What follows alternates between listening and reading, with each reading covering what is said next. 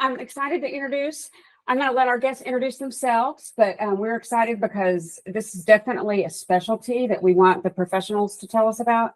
So I'm going to hand it over to Cody and Curtis. Yep. Awesome. Thank you. Yeah. So my name's Cody. This is Curtis. We have a special needs planning practice, actually a financial planning practice where we specialize in working with families with special needs. So kind of everything, today we're going to go through pretty high level, but I would say this is a very, very important part of our practice that we're very involved in. We have been for going on 10 years now. I have a brother with IDD that, obviously growing up through that, I saw that, my parents had to plan everything differently and do things a lot differently through their lifetime. And so, kind of understanding all of this and going through it and helping my family, I saw that, okay, I want to help other families do this. So if you guys have heard of the ARC, which I'm sure you have with Julie, but I sit on the board of the state ARC. Curtis is on the DFW ARC. And, so this is just something that we're very involved with kind of all around. And so. Have y'all heard of the ARC? It's an organization that advocates and educates and supports individuals with intellectual and developmental disabilities. They work with legislators, try to get change to happen, which y'all know needs to happen in Texas. And many, many, many years ago, a lot of people think of it as ARC, capital ARC. It used to be the Association for the R Word Citizens. And now it's not that. I correct people on that all the time. It's like it's like my mission. It's, by the way, it's not ARC anymore. It's the ARC. Yeah. And we have expanded actually to Collin County in the Dallas area. So if anybody wants any more information about that, we're trying to do more things out this way. Yeah. So that's how I met. I've met you before. But yeah. Back to you. Sorry. Yeah, no, you're good. That's perfect. I mean, yeah, really from kind of an advocacy standpoint. And if you guys have all heard of the waiver programs, that's the Medicaid waiver interest lists. The horrible list. The horrible lists that they used to say 12 to 14 years long. Now they're saying 25 to 30. So that's one. 25 to 30? I've never heard that. Yeah. It's not getting any better. So that's one big thing that we're pushing right now is trying to figure out how to get extra funding, get those lists and different things like that. So from an advocacy standpoint, doing everything we can. I'd love you guys to join or, kind of at least figure out a little bit more of something you want to be involved with. But, like I said, this is just a big part of everything that we do. And so, we're involved in a lot of different organizations, everything we kind of focus on this area. But today we're going to go through what we consider kind of 10 basic steps for financial planning. So this is a very high level. You may feel like you're drinking through a fire hose, but we'll have a lot of Q&A and back and forth too. We want this to be not just me up here presenting to you guys, but just questions as you have them as they pop up. So a couple things here, a couple documents that we have, and I know Julie has some over here too. If you haven't heard of the Texas Medicaid waiver interest lists, definitely pick up the sheet. I think you have it at the back. Yeah, I think. Yeah. But those interest lists, it's access to a lot of the resources that our families need. But like we said, they're anywhere from 12 to they're saying 30 years long now. And so it's better to get on the list now, kind of get ahead of that if we can. And then we also have a letter of intent. Essentially think of this like the guidebook if you weren't here tomorrow. Okay, so this isn't a legal document, it's nothing like that. This is more of the where do we go to school? What are doctors that we do and don't like? What are the routines? Stuff like that just, maybe by heart, but your family does. I wanted to check people coming in on here. Are you muted? I'm trying.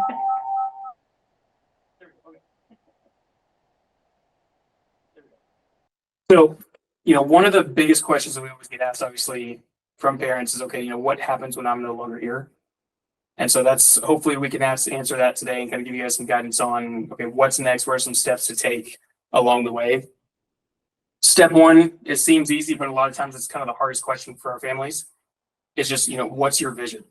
How are we building it out? How are we putting things in place? But what do you guys envision? Are we going to go to work? Are we going to live with mom and dad forever? Are we going to move out of the house as soon as we turn 18 or 22? So I would say that, that's kind of step one is just understanding what all of those things are, how we want to really start the plan. Okay. There we go. Number two is build a team. Okay, you guys are doing that by being here today, doing that by knowing Julie, kind of figuring out that, okay, hey, it takes a village. You know, that's kind of the motto, right? And so building that team of professionals that focus in this area. Okay, you know, the resources that we have are a lot different than a lot of families need. And so having resources like this building here, like Julie, utilizing professionals like us or special needs attorneys, finding someone that specializes in that area is just like a doctor, right? We need to know that the specialty is there, because like if we go have our estate planning completed by an attorney that maybe they don't understand the special needs aspect, they may put something in the documents that disqualify us from government benefits. Okay, so it's just something as simple as that, just knowing, getting that team around you, getting the right guidance counselors, doctors, financial professionals, attorneys, just knowing that there's resources in this area that we're here to help you out and kind of put things in place to put everything in the right direction. Okay?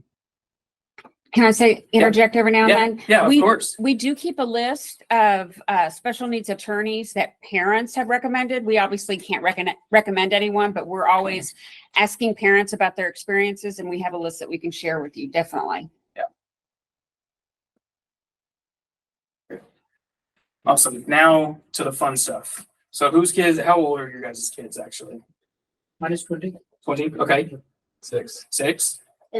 Okay. And Diana, how old is your child? He's 4th grade. Fourth He's grade, 10 years okay. old. 10, okay. Perfect. So kind of all over there. So a lot of this will be down the road for some of you. For you, do you have SSI and okay, perfect. So when we look at government benefits, the first thing that you guys are really going to need to understand is that age 18 is a very big year. Okay, age 18 is where our child is technically now considered an adult and their own individual person. So what comes along with that is that at age 18, they are no longer considered under your household assets or income. Okay, which means that we now qualify for SSI and Medicaid. Okay, SSI is a monthly check of $943 a month that can be used to help pay rent, pay for groceries, essentially help them, you know, whether it's in a full capacity of we're never going to be able to work ourselves off of it, and we just need SSI to, you know, help support along the way, or if we're using it as kind of a help and a stepping stone to, you know, getting into that working career. Okay, so SSI, that's at $943 a month. With SSI, you get Medicaid, which is going to be very confusing because SSI and SSDI are the money side. They're two completely different programs, but they named them almost exactly the same. And then to make it even better, the medical side of both of those programs, you have Medicaid and Medicare. Okay, so everything, they just wanted to keep it as close as they could. But if we're getting SSI, we're getting Medicaid, which is the medical program, kind of getting those resources there. Once we, as the parents, go and claim retirement, if we stop working, we start collecting Social Security, our children can actually step onto our Social Security benefit, a reduced benefit, utilizing what's called the DAC benefit, or disabled adult child. Okay, so they can get an increase once we step up. Okay, and then at that time, they're also going to switch from Medicaid to Medicare. Okay. No matter how old they are? Right, yes. Yeah, that's the benefit of this once we claim it. Now, the one thing to be aware of when we do make that switch, like when we get on Social Security and we get onto our Medicare, our child can qualify for Medicare under our Social Security benefit and the DAC benefit. It's the government. As soon as we apply, the very first thing we're going to get is the denial letter, because our child is not of age. We're not at that retirement age. Okay, but we can go back, we appeal it, let them know it's on the DAC benefit, and then we'll get approved. I will say 90% of the time that denial letter comes in and everybody kind of panics. So just kind of keep that in mind. DAC? DAC, Disabled Adult Child Benefit. Yep. So I have a question, like, Yeah. you know, is this benefit applicable, let's say, for a permanent resident, or is this only for a citizen? I believe permanent resident as well. Okay. But that is something I can check on. As long as you're paying into Social Security, Yeah. you will have that act benefit. Yeah. I'm just talking about SSI in general, right? Let's say, my son, he's a permanent resident at this point of time. He's not a citizen. Can he still apply for SSI? We can double check, but I think. I'm pretty sure. I've researched that and I think I have a document. Look it up. I think we We'll need find out to. that answer. Hi, welcome. Do you mind muting? Thank you. Let's say that I start Mhm. on my death, let's say I died 2 years later, does that roll over to my child? Or is A that portion of it. portion of it? Okay, so the DAC benefit, when you claim Social Security and you are collecting, you are alive, your child is going to get 50% of your benefit, up to a family maximum. Okay, so like if you, I don't know if you guys have ever pulled your Social Security statement, but when you pull it, it's going to show your benefit, a widow benefit, child under 18, but like all these different listed items. It's going to, and so it'll show all those, and then it shows the family maximum. Okay, so like if you are claiming and your wife is claiming and your child is getting 50%, sometimes you're going to hit that maximum. So you may not get the full 50%, but like if it's just you claiming and your child is getting it from you, they'll get 50% of your benefit. And then when you pass, that goes up to 75%. So they'll get a little bit of an increase, but not all the way to yours. Is that in addition to the SSI? No, so that's going to take the place of SSI. But it would be more. Correct. Yes, that's what I was Well, going to say. it But should, it it can't. should be more. Yeah. If it was less than, you'll still get a partial SSI. Yeah. Like They my won't brother let you gets go below both. SSI. Yes. Yeah. You'll always get more.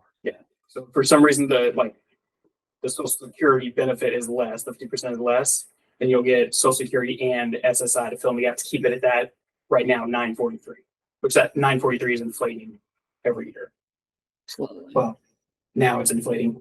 For like 20 years, they didn't inflate it, which is why they think you can live off of $943 a month. It was- yeah.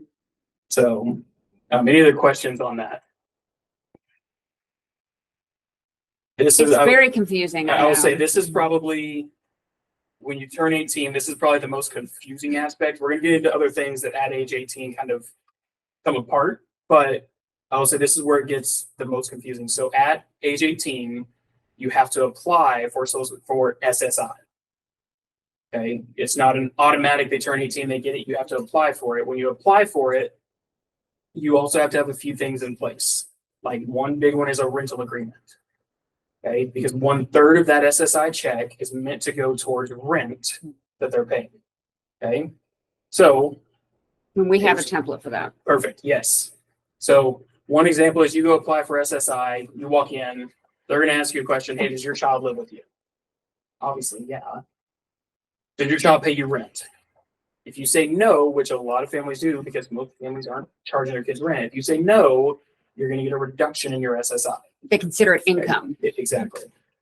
So they're going to cancel out kind of that 1/3 saying, hey, we don't need to provide you guys this money for rent because you're not charging child rent. Okay, so if you do, if you go to apply and they do try to reduce it down, a lot of times that's the first thing they kind of knock that off for rent. Okay. The next is for food and then miscellaneous things. There's other things they can knock it down for, but I would just say, as you're applying for SSI, we have resources. I'm sure you guys have resources and stuff to read through it, understand it a little bit. There are different groups out there. There's some attorneys, excuse me. There's some attorneys that will actually take you through the process and like sit there with you going through SSI to walk you through all and make sure you don't miss anything. We don't do that. We can't. You actually have to hold a licensing to be able to like walk through that full process. And I would say it's not a fun one and it's not a fast one. Okay, we have a lady that she applied, and it took 11 months for them to get her to receiving SSI. And I hate to say it, but I hear nightmares all the time about folks that go in and apply in person, have an appointment, hand them all the forms, and then 2 months later they say they never received it. And they're like, well, we actually handed it to you. And so definitely keep copies of everything. But I mean, It's the government. yeah, Exactly. Now, since you have a rental agreement, right, I guess, you have to also, parents have to show it as part of their income too? Right? Yes, because it is now rental income. Good to you as a question. parent. Yes, that's a very good question. Yeah, so you have to show it as rental income, like when you do your taxes and stuff like that. I've never thought of that. Okay, yep. So another thing, so with SSI, there's some qualifications to receive it. Right? There's obviously the medical and understanding of all that, but there's also the financial qualifying for it, which you guys will probably hear the $2,000 asset limit a lot.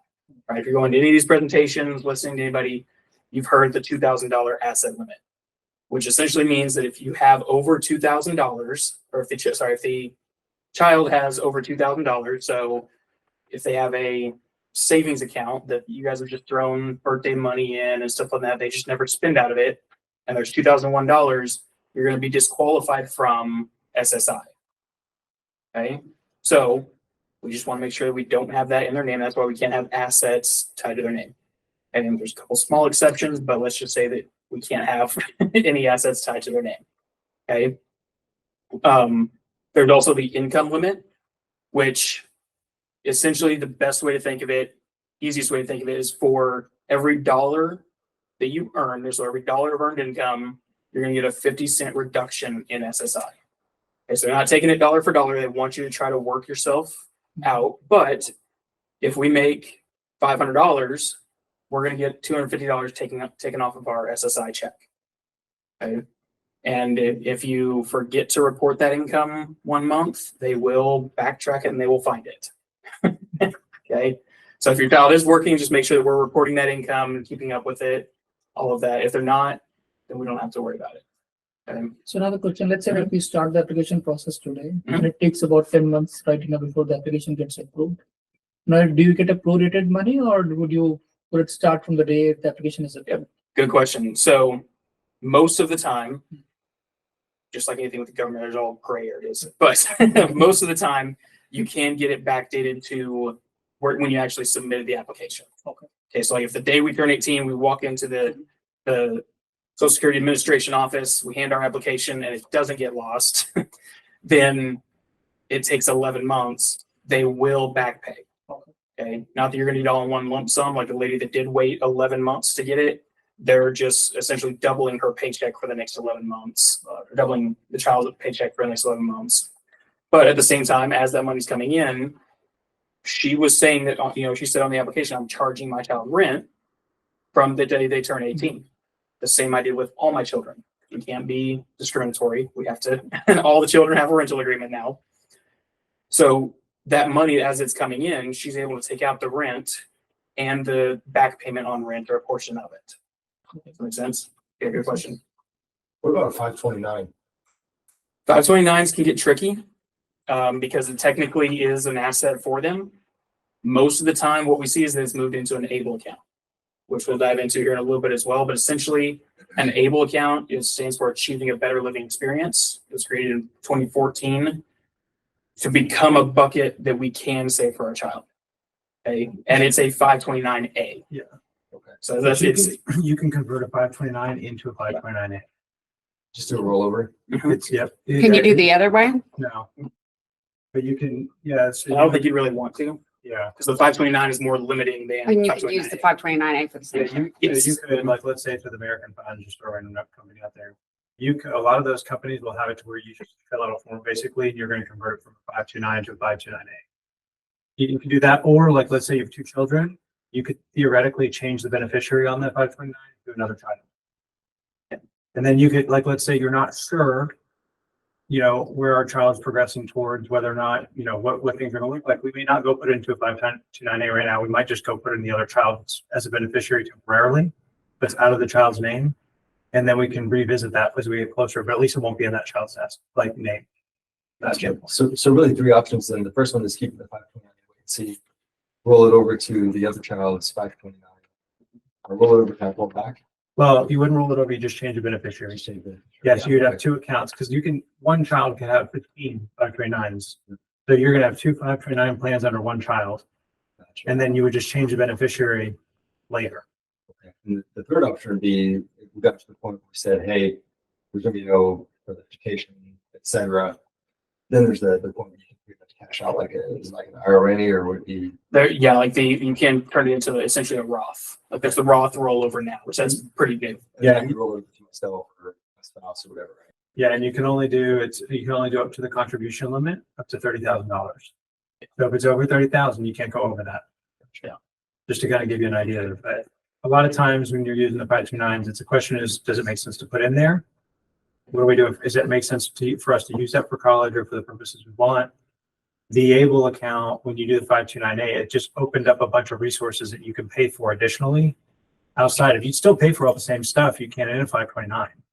It just, now you have a lot more things like housing you can pay for out of it. So it just becomes more flexible. And 529A will go against the $2,000 limitation. That's correct. Yeah. So the reason the ABLE account was created was essentially because there was no way for our children to save or put money away at all. They created that bucket as like, hey, they can have this because it's the only account that they can have in their name that's not going to go against the $2,000 asset limit until we hit $100,000. Then it starts counting against us. Okay. So keep it under 100. That's after investment returns and dividends and everything else, right? Yes. Okay. And we'll kind of dive into that a little bit, but yeah, there's a couple things with the ABLE account that there's some different strategies you can put in place that benefit a little bit better. So I have another question. Yes. You know, are you also going to cover life insurance for special needs kids here as part of this session? For example, there are certain type of insurance policies, right, which are kind of in balance of, let's say, death benefit versus investment. Mhm. Is it possible in the case of special needs child?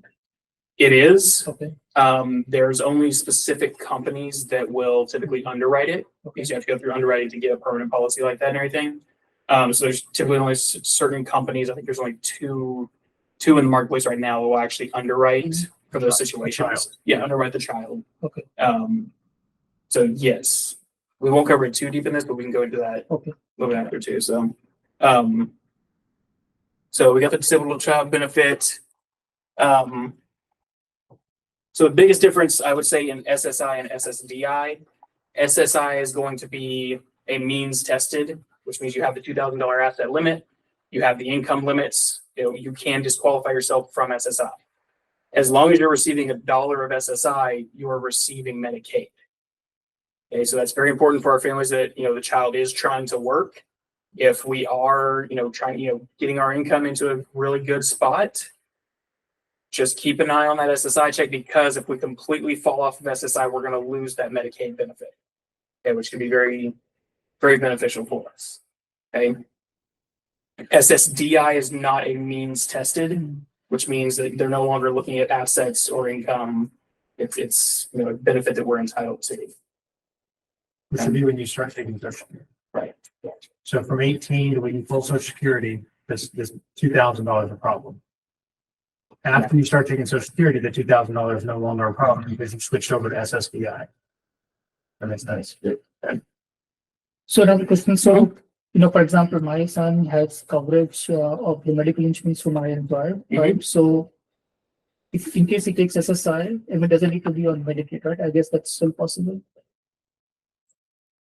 If he's not going to need the Medicaid, Yeah. I would look into the HIP program. Okay. HIPP, it's Health Insurance Premium Payment. Mhm. It's again, it's the government, so there's a lot of stipulations to it. But essentially, if they are receiving like your coverage from your work, then you can get the government to pay for that portion of your health insurance, like that you had to add them on because it's cheaper for the state, right? Because they're no longer pulling on Medicaid, so that they're going to pay you to keep them on there as long as they can, right? So that's one thing I would look into. HIPP, Health Insurance. Where's the best place to find information about that? Yeah, Julie. Julia, is that what you said? Julie. Okay. I'll be sure to be in. I think Texas.gov has a little bit. Navigate Life Texas. Oh yeah, Navigate Life Texas is. Yes, they're a great resource. If you haven't kind of just clicked through there, go through there and check it out too. And I'll send that out to y'all too. Well, we can come back to this if we need to after, but I do want to get to other things while we have you guys here too. So additional resources and support. We live in the great state of Texas. We are ranked number 48 or 49 out of 50 on resources for our families. So we don't have very many, like state resources, but I will say we have people come down from New York and California, which are, like a top 5 states for our families, and they see some of the facilities we have here and they're blown away. I don't know if you guys have heard of like 29 Acres, Daymark, Marbridge, some of the big living facilities or resource centers like this. They don't have that. And they have state provided centers, which you can kind of guess where those fall. So there's a lot of nonprofits that are out there. So, just kind of getting involved, kind of seeing and just where some of those are is going to be good too. We Legal also have a structure. lot of people that move here and they leave because of the waiting list. Yes, that is very They true. move We actually, because those waiting lists, those services aren't going to pay for those places he's talking about. Yeah. Yeah. Sorry. No, that's exactly right. So, legal structure is another one that's going to be very big at age 18. Even before, I would say, for wills and trusts and kind of answering that what if question. Wills and trusts, that's going to help direct where everything goes. If we're worried about that $2,000 asset limit, which typically if an estate is passing, we're looking at more than $2,000. Then if we just kind of let things fall the way they're going to fall, our children are just going to get their percentage of our assets, which is going to put them over that asset limit. It's going to put us in a bad spot. So I'm going to say, having our estate planning, wills and trusts, everything like that in place is good. At age 18, we now have the option of what do we do with our child for guardianship, power of attorney, supported decision making. I would say that's kind of a hard decision for a lot of families. Best way to think of it is guardianship is kind of taking the most precautions, because you are still maintaining that guardianship kind of that you had before they were 18, right? So they can't sign any legally binding documents.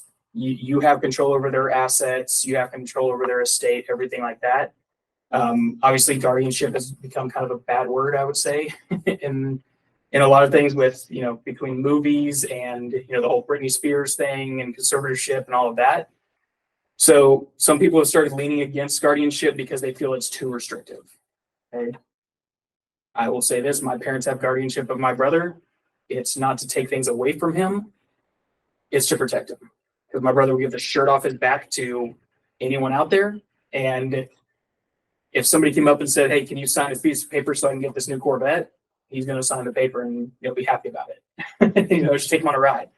But if we have guardianship, now we've kind of taken away that ability for them to do that. It's no longer a legally binding signature. Okay, makes sense. Power of attorney comes into play a little bit more when our child is incapacitated or can't make the decision. And then supported decision making is they're essentially approving you to be in the room, but the final decision is theirs. Okay.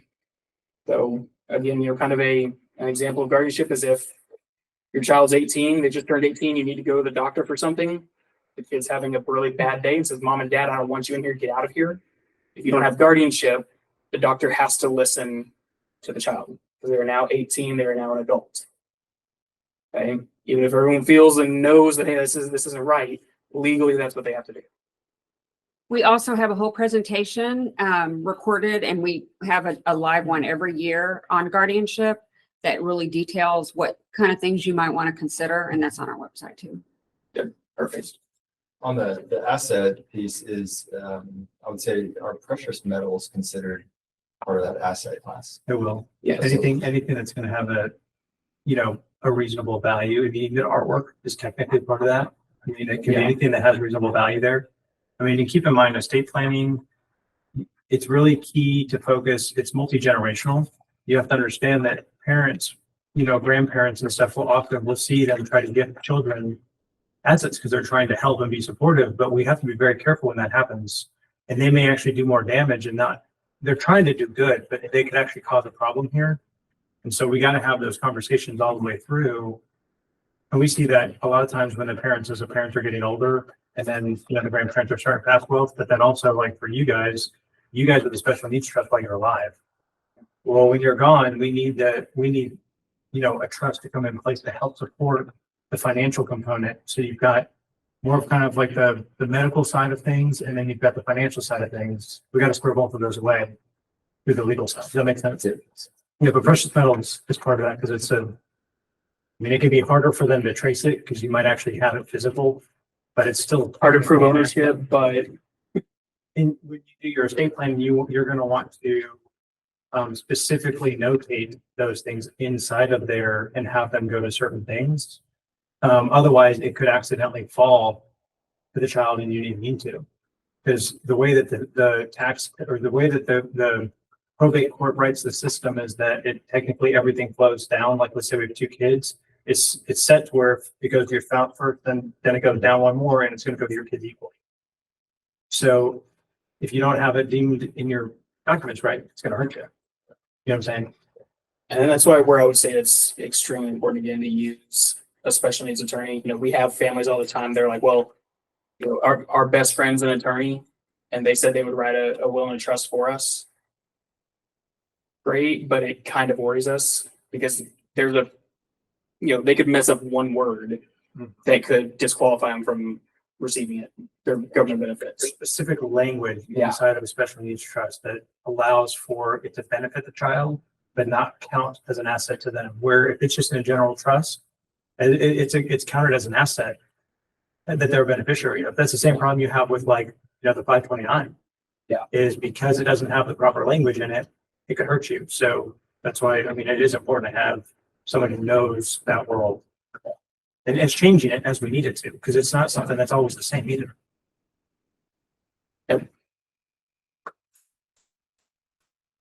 And what is letter of intent? I saw that in the beginning. Yes, so letter of intent, it's not really a legally binding document, but it has been used in court, essentially to kind of show intention, right? So you as a parent want your child to go to college, do all these things, grow up, go to Disneyland once a year with their friend.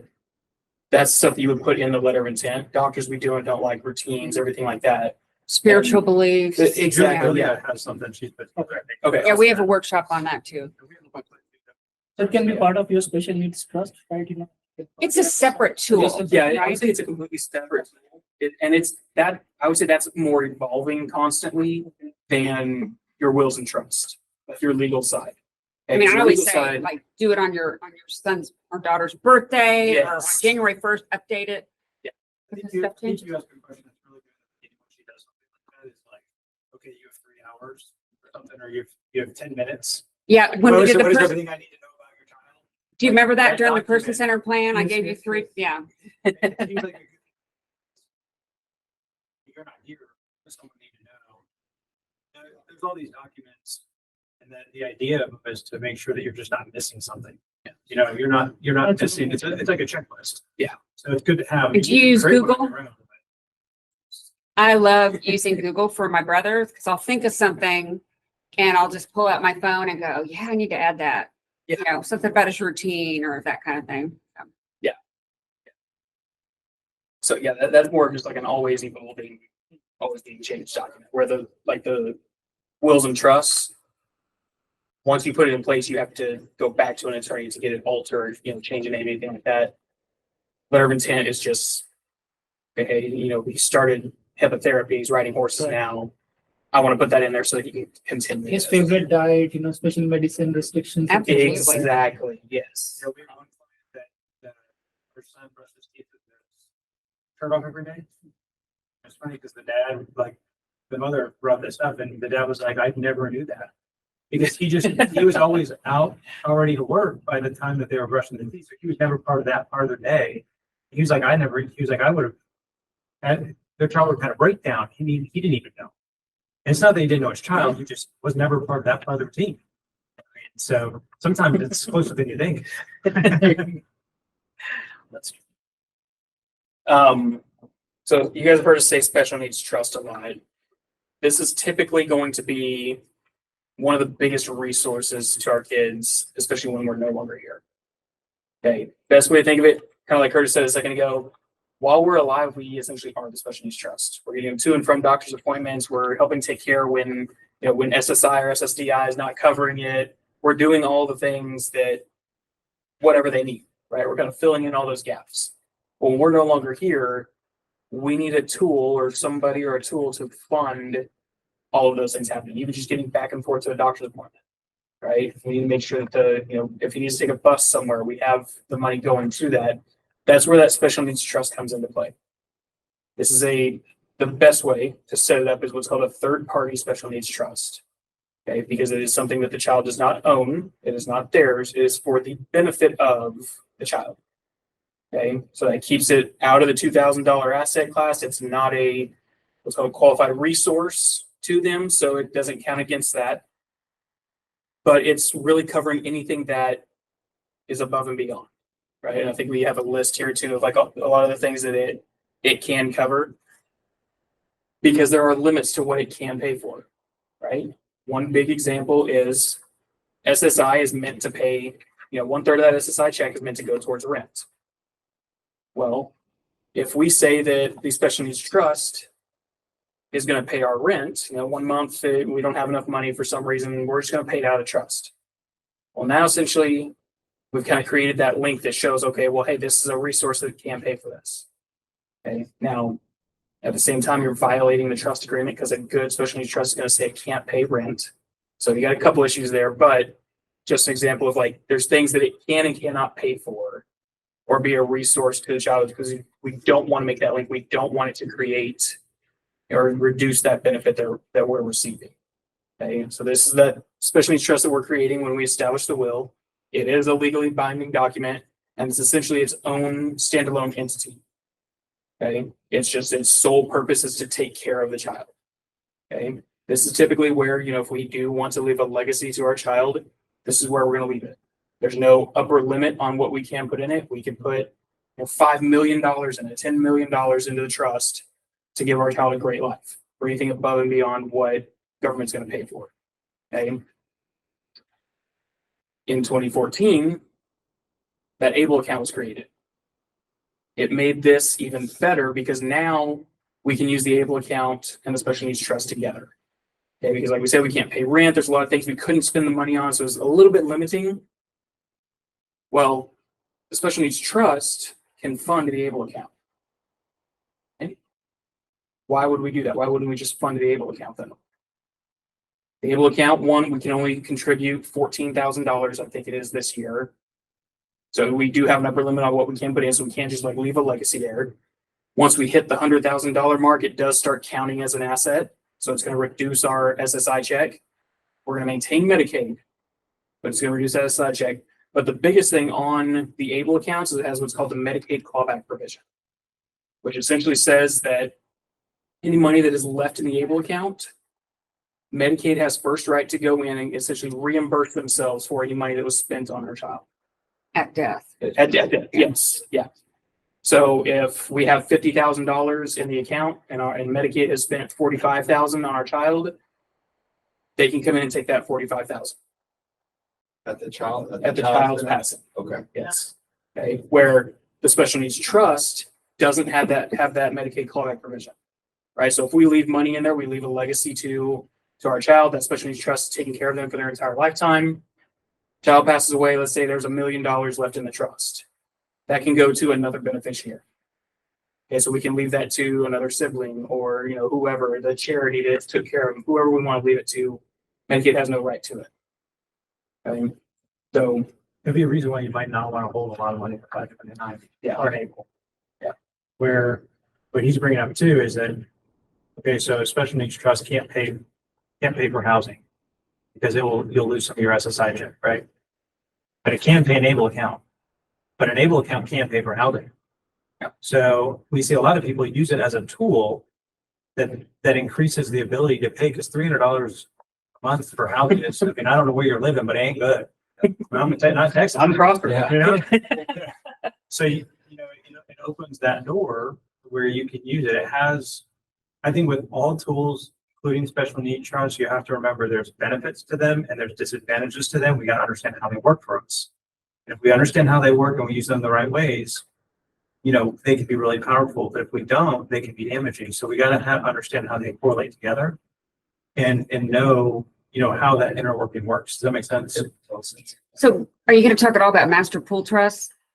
I wasn't, 'Cause- so would you like to? Well, I mean, just listening to you, I'm like, why did my mom ever do a master pool trust? Why didn't she do a special needs trust? Yeah. Because a master pool trust is like through an organization like the ARC, Mhm. and that has to be paid back. That has to pay back You have to too. No, but But you don't think- Paying up front.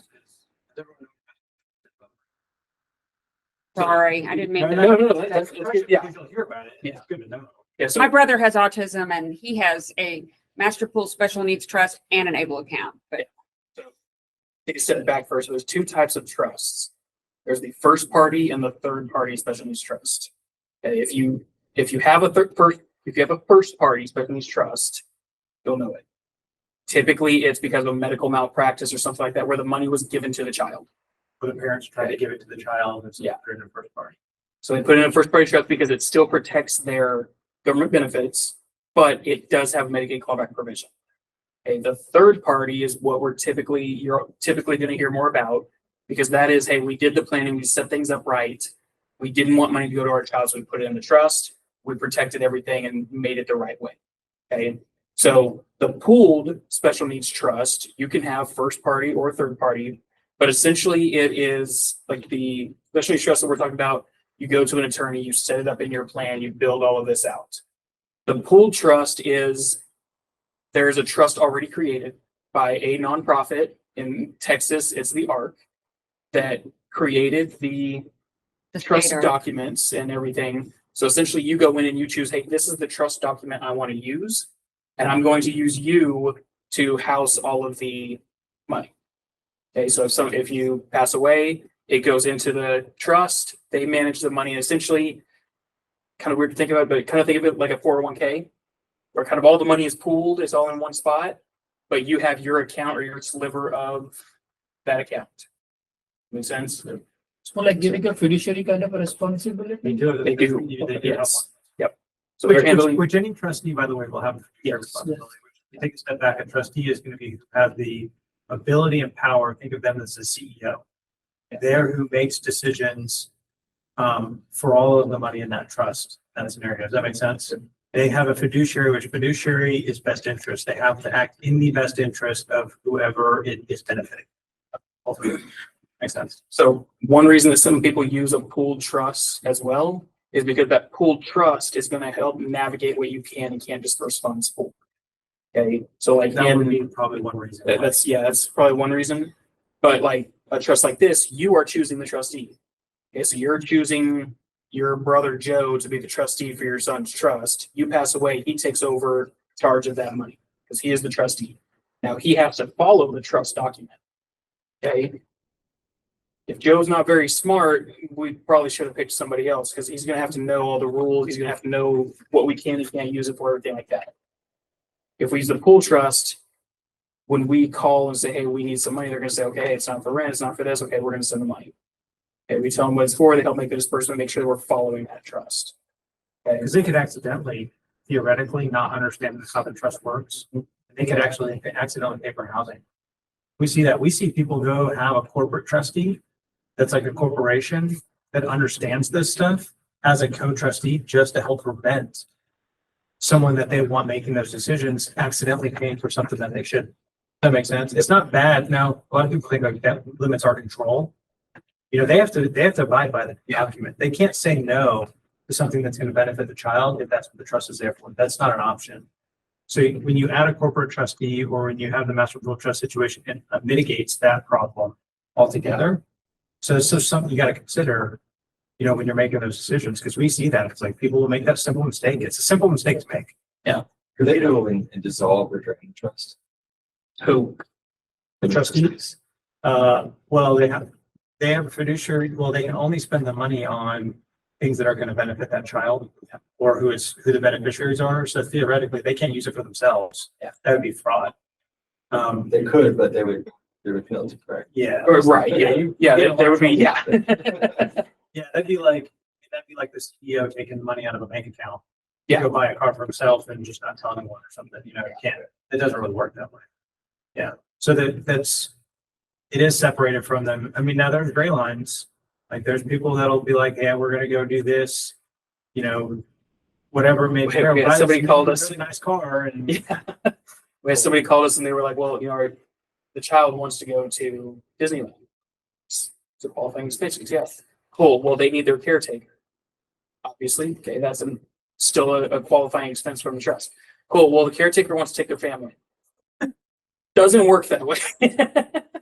You know, there are limits to what we can do. We need to know, hey, yes, you know, the child and the caregiver going to Disneyland because it's providing joy and mom and dad wanted it and all of that. Yes. Somebody taking all their friends and 20 other people? No. On the bottom section there, you have for S&T. Does that mean a home can be purchased? You can own a home inside a special needs trust. Okay. Okay, so you can actually, so the $2,000 asset limit, like I said, there's always stipulations with the government. The child can actually own a home and a vehicle, and it not count against their asset limit. Okay. S&T. Outside. Oh. So They could do it Now- outside and inside. yeah. Now, when we do it, I like to put it in a trust just as a precaution. That's something that, you know, they're gonna make a change at any time and say, oh, well, you own this home, it's shot up, you know, 60% in value this past year. That's now assets or income to you, or however you want to see it. Because if the I'd child, rather it, you have a problem too, because okay, what about property taxes? Yeah. Well, who pays for property taxes? Well, the owner pays for property taxes. Well, why is the special needs trust pay for that? And now you start to have some lines here where you're like, okay, was that income then? And now is that all of a sudden now is that impacting other benefits? So you have some great, like some things that are could cause a ripple effect because property taxes in Texas aren't cheap. Yeah. You know, unless you have a bunch of land and nothing's on it. It Okay. probably is a great place to live. So But- yes, they can own a home outside and inside of the trust. Or inside, just for the precaution and protection it provides. So I have a special needs trust, right? You know, and Tony told me that, you know, the way he has structured this is that, you know, the special need trust will supplement, you know, any of the vet funding that, let's say, benefits that he's going to receive from the government. Yep. Which means that, let's say, right, you know, tomorrow he has to be in a housing facility. Mhm. There will be some money that will come from SSI, and then whatever gap is left out can be covered out of the special needs trust. Yes. Is that the right way to put it? Yes. Yeah, the official language, Mhm.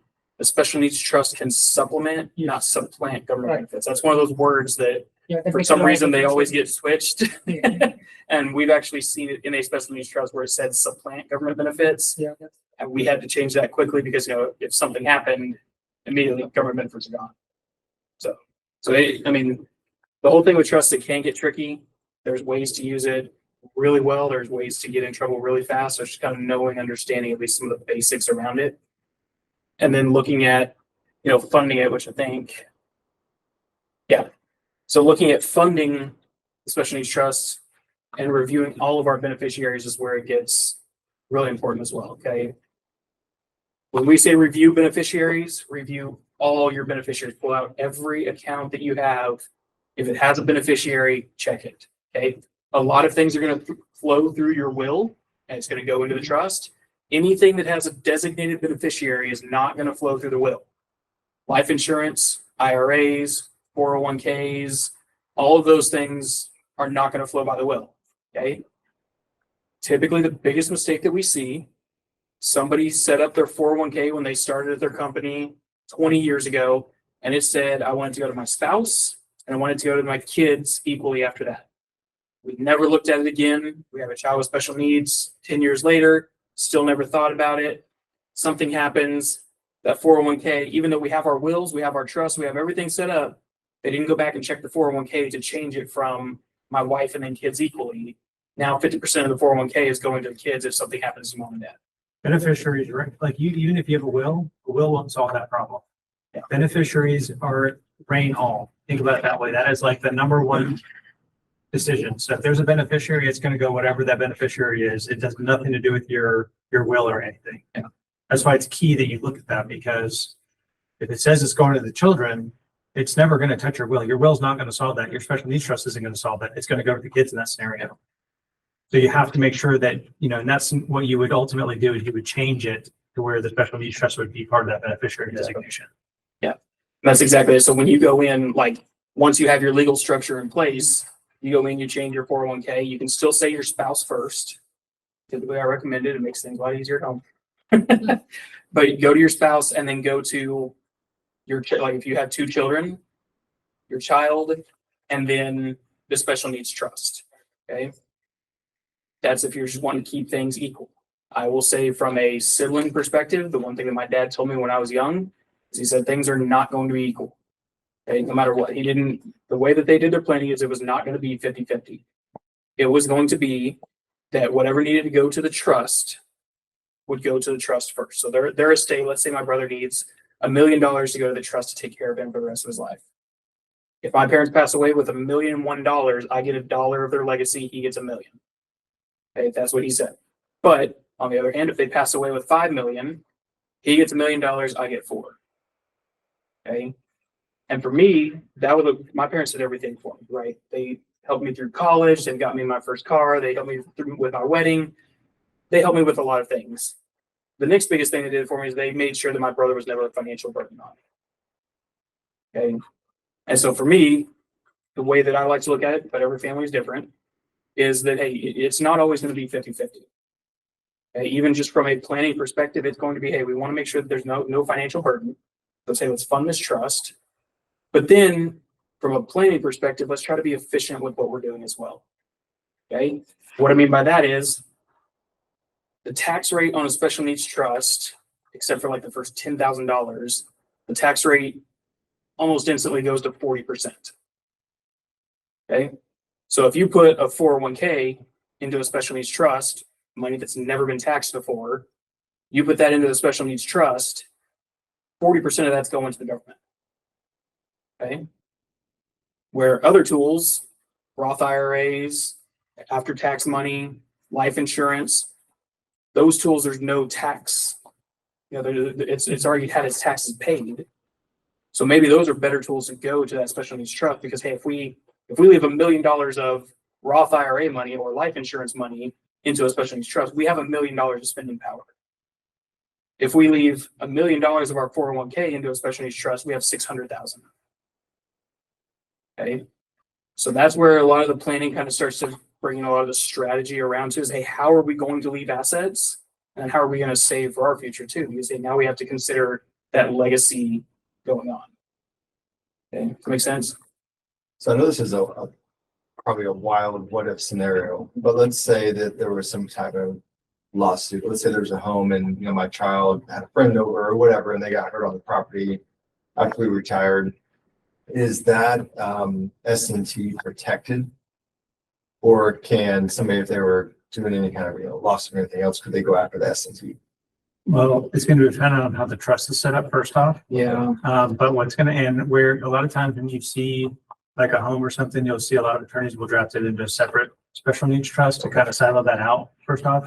But when it comes to lawsuits, theoretically, when you have a lawsuit, then the trustee's decision is, does this distribution benefit the child? So it's very easy for a trustee then to be in a position to say, well, this lawsuit does not benefit the child, and so I am not going to pay that lawsuit, and they're not obligated to pay it. So they kind of, it carries a creditor protection for that purpose in that scenario. Does that make sense on that?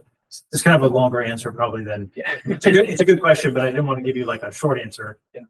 Nothing's bulletproof, but yeah, pretty much it's because they can't make disbursements for something that's not going to benefit.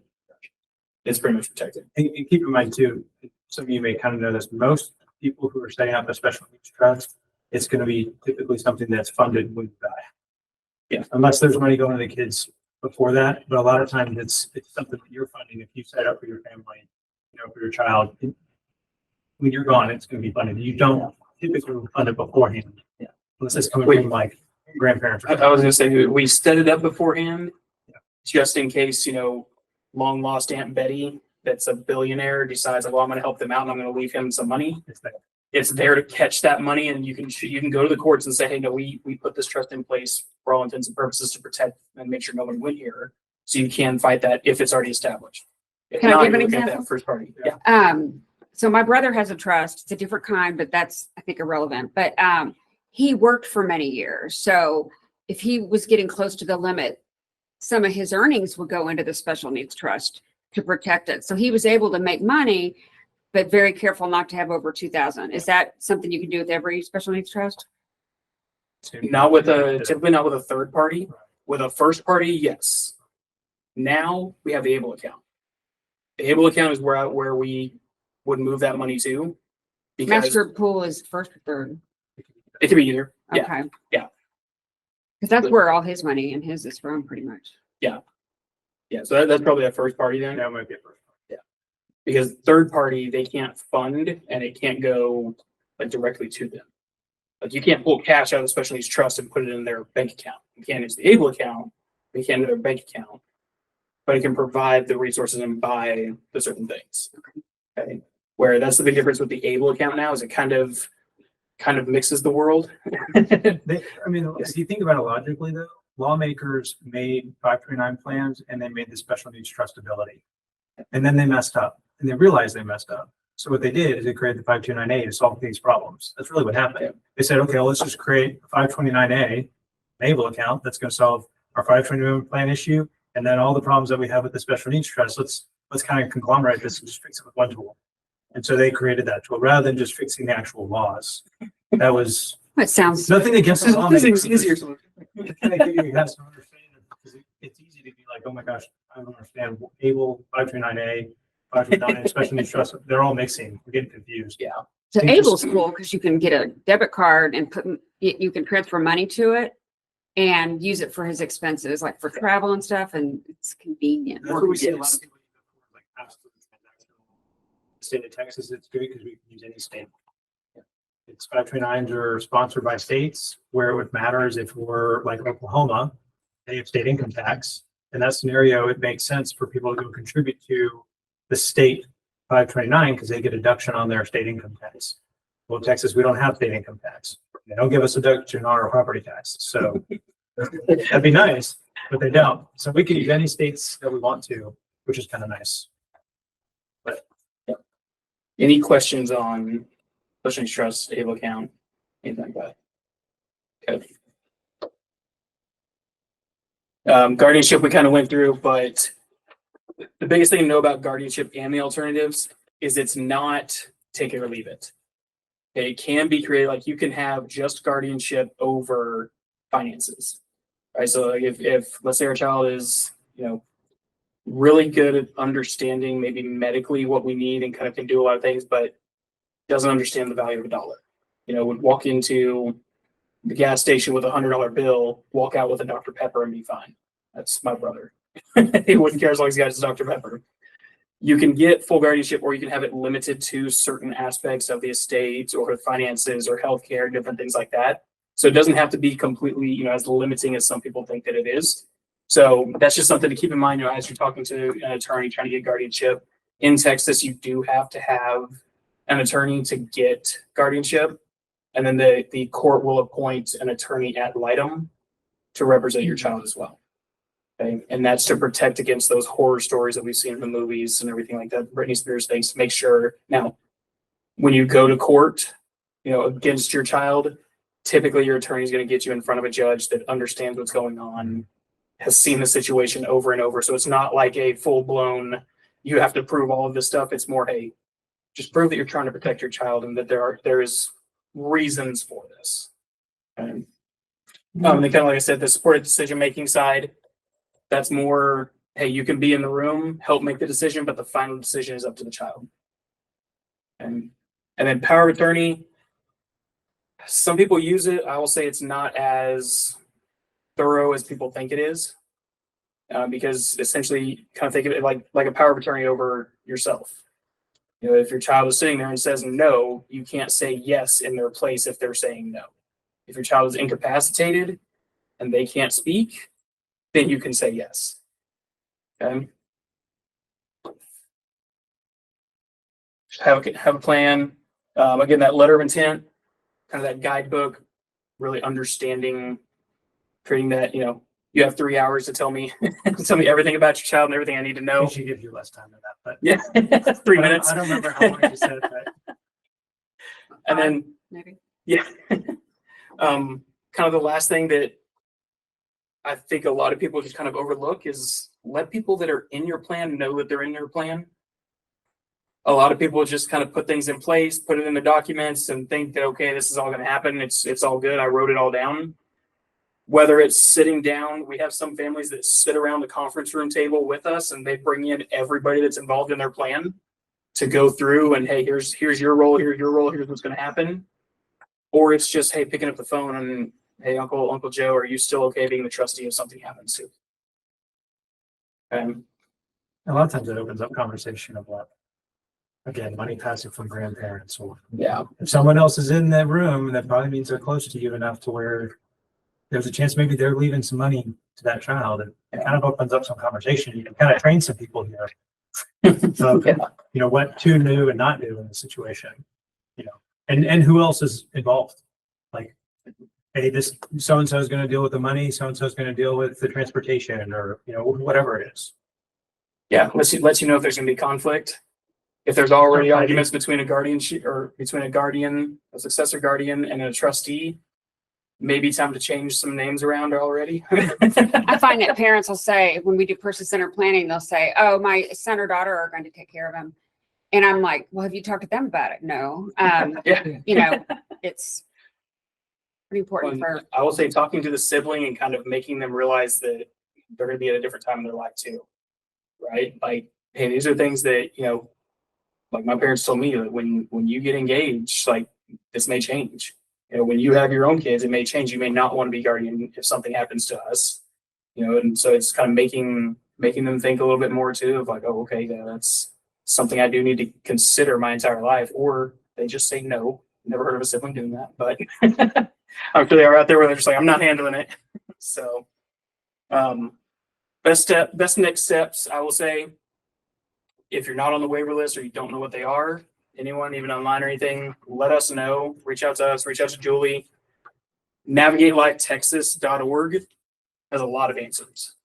And as far as like the free resources for Texas, that's a great place to go. Okay. And then, you know, just working with financial professionals, attorneys, anyone you do work with, again, make sure that they kind of specialize or at least understand some of the dynamics of our areas. Obviously, there's a lot of complexity to it. 529s, SSI, SSDI, special needs trusts, everything comes into play. There's a lot of strategy that can be missed. You know, for a lot of our families, it's, you know, when we're first starting out, hey, if you have a kid, put money into a 529. Okay, well, that advisor may not know that, well, that's not what you should do. Right? Or we've already talked about the attorneys that don't really understand how to write that special needs trust. So just like even CPAs. Yeah. Work with a CPA and they don't know. I mean, you might not be getting a deduction you should be getting. Yeah. You know, or they might not know that that SSI check should be showing up as taxable income. I mean, there's things that can be problematic here. If they don't understand this space, then it can become a problem. You know, and not that they're intending to. It's just they're not dealing with it on a day-to-day basis. So you want to make sure that the people that you work with, you know, have those resources, you know. And I mean, she's got plenty of resources of people too. You start asking people around in the community, we all know each other kind of thing. So small world. Mhm. Yeah. So can you really get deductions right now for any money that you spend on your dependent child, right now, as part of your IRS returns? Yes and no. That's where the CPA becomes important because keep in mind that SSI check is supposed to be going to take care of that individual. Right. All right. If that SSI check is taking care of them, but you're also reporting on your tax return that you're providing so much of a benefit, you could be crossing some lines or crossing some wires that may affect, you know, both tax returns. But or you something like can. that. I mean, Yeah. So like, for example, I'm dyslexic and I'm ADD. My family sent me to a private school in Dallas from 5th grade all the way to graduation. Their CPA never knew about this. They could have deducted every tuition payment from their taxes that entire time, and that CPA just didn't know. Yep. But as long as that school is built to specialize in a specific reason, you could deduct that expense from your taxes. Yep. So that's, you know, if you do different things to your home, like if you're doing modifications, those are things that can be deductible. There are things to be deductible here that you got to be aware of in that scenario, but you just don't want to miss stuff. You know? Yeah. But so yeah, there is things you can do that. I think finding a good CPA is also important, right? Yeah. Such kind of a situation. Yes, definitely. But yeah, I mean, we'll hang out, answer any more questions you have. Thank you guys for coming. We really appreciate it. Hopefully got a little bit of knowledge. If you don't mind, take a snapshot of the QR code. Let us know how we did. If there's anything else you guys do want to hear a little bit more about, the QR code's on your pamphlets and everything too. And if you do have any questions, like I said, we're going to hang out to answer any more that you guys do have. But if you have any questions that you're like, hey, I don't want to say it in front of everybody, our email's there, our phone number's there. Reach out to us anytime. You know, That's Julia. we are